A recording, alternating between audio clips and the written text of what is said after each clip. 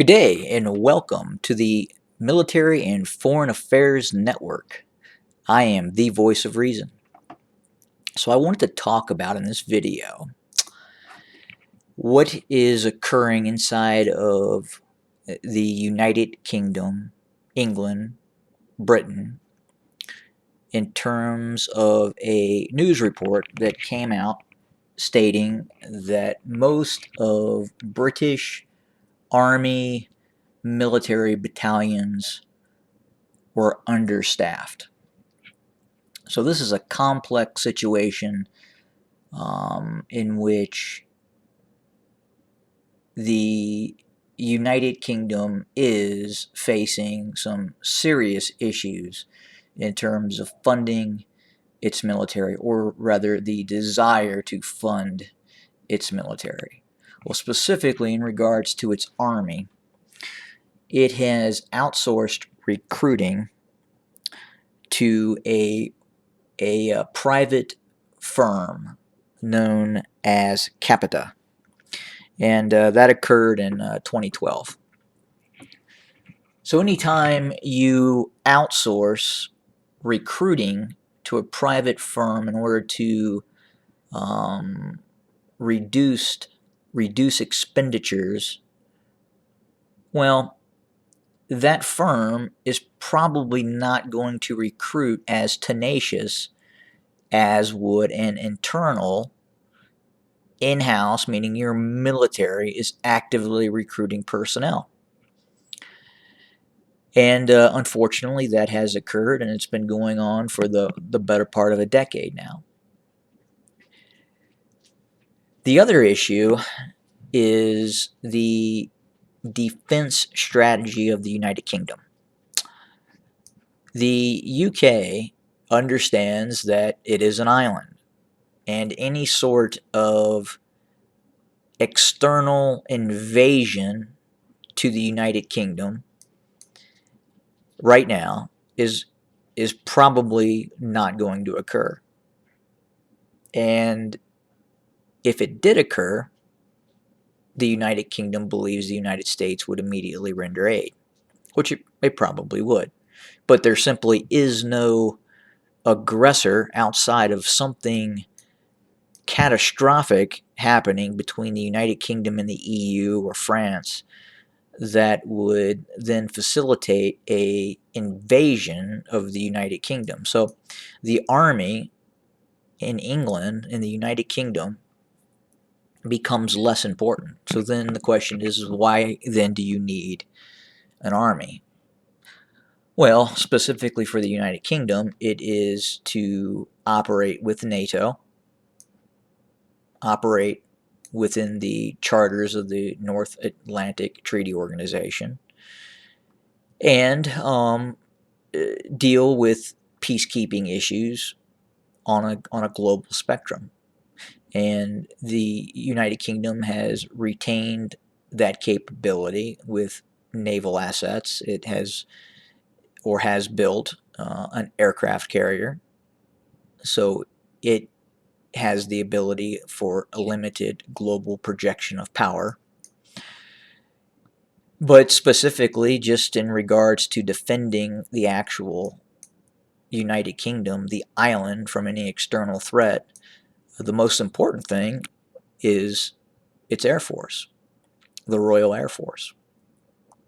And if the Royal Air Force has the needed multi-role fighter platforms, at the same time, it has a reasonably okay Navy, comparatively speaking, the United Kingdom is in no threat of being attacked externally. So then what is the purpose of having a large ground forces other than for peacekeeping duties around the world? Now, where a standing army would come in to help would be if there was some sort of aggressive action by Russia towards the West. And again, I think the United Kingdom is looking at whether it would even intervene if that were to occur. If Russia, for instance, were to invade Estonia or all three of the Baltics, would would the United Kingdom intervene and help EU partners drive out this Russian invasion? Well, I think the United Kingdom is seeing that, in fact, that the European Union would not have the capability to drive out a Russian invasion of the Baltic states. So then the next question would be, what would be next? Would Russia invade Poland? No. The military alliance in NATO and the United Kingdom sees the growth of the Russian military in terms of a more professional force, but it does not have the size to actually invade Poland or to successfully invade Poland. The Russian military would need to expand greatly in order to facilitate an invasion of Poland. So if these threats don't exist for the United Kingdom, then having a large mechanized army to intervene in European conflict is simply not necessary. So they then look to cut the army to make sure that the actual defense of the island is with the Air Force. And if you can't invade an island because you can't gain air supremacy, then the United Kingdom doesn't really have anything to worry about. And at the same time, you see this type of strategy taking place in other countries in Europe as well. Germany has greatly reduced its military capacity all across the board, from the Luftwaffe to the ground forces to naval assets. Germany simply does not see any threats. Now that may be nearsighted, and it may be I don't want to say it may be, it is a poor decision on the part of the German government. And unfortunately, it's probably only going to get worse for Germany as they lose their warrior culture. France has maintained a sizable military capability, and in all actuality, is probably the strongest European power in Europe right now.